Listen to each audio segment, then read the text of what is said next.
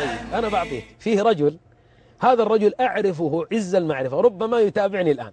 نعم. هذا الرجل كان ما يملك شيء، عنده 8500 ريال. هذه حتى يقول بطاقة صراف ما عندي. نعم. يقول 8000 يقول قاسمها نصين. نعم. يقول 4000 حاطها فوق، يقول إذا جات المرأة يمكن تأخذ منها شيء. وال4500 داسهم تحت عشان لا أحد يقرب منهم. يقول فخرجت يوم من الأيام صليت العصر وأنا طالع من المسجد إلا أخ سوداني من جماعة المسجد عندي يبكي. يقول سلمت عليه قلت سلامات. قال يا شيخ زوجتي مرضت. نعم. وعندها سرطان في الرحم، شفى الله مرضانا ومرضاكم. آمين. أسأل الله أن يشفي مرضانا ومرضاكم. آمين. يلي تسمعني الآن وعندك مريض في البيت، داووا مرضاكم بالصدقات، داووا مرضاكم بمعاونة الفقراء والمحتاجين والأرامل والمساكين، لأن الصدقة التي تقدمها بإذن الله برء ينزل من السماء وعافية تنزل من الله تبارك وتعالى على هؤلاء المرضى. المهم هذا الرجل سأل هذا الأخ السوداني قال الله يجزاك خير، وكم تكلفة عملية استئصال السرطان لزوجتك؟ قال تكلفتها 8500 ريال. يقول والله لا أملك غيرها، والله لا أملك غيرها.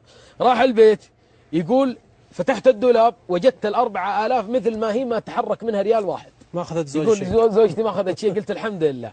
شوف ترى الله عز وجل يقول عن الأنصار وعمن جاء بعد الأنصار من أهل الإيثار ويؤثرون على أنفسهم ولو كان بهم خصاصة، يعني فاقة، ومن يوق شح نفسه فأولئك هم المفلحون. ما دام أن الله يقول وما تقدموا لأنفسكم من خير تجدوه عند الله، سوف أخذ هذا المال لأجد ثوابه وأجره وفضله عند الله. أخذ 4000 اللي فوق وأخذ 4500 8500 وأعطاها ذلك الرجل. نعم. خرج الرجل بعد فترة، قبل أن يخرج من عنده دعا له هذا الرجل قال أسأل الله أن يصب عليك الرزق صبا صبا. الله أكبر. الله والله أكبر. ما أعطيتني هذا المال إلا وأنا محتاج له.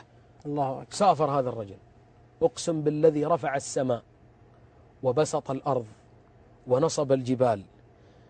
مال هذا الرجل الآن في الحسابات البنكية أكثر من 300 مليون. لا إله إلا الله. أقسم بالله ويسألني الله عن هذا القسم. رأيته بأم الله عيني وهو يخبرني أخبر الناس أن يقدموا. والله ما قدمته لله سوف تجده إن شاء الله في ذلك اليوم، يوم لا ينفع مال ولا بنون إلا من أتى الله بقلب سليم، مثل ما قال يا ربي يا عالم الحال.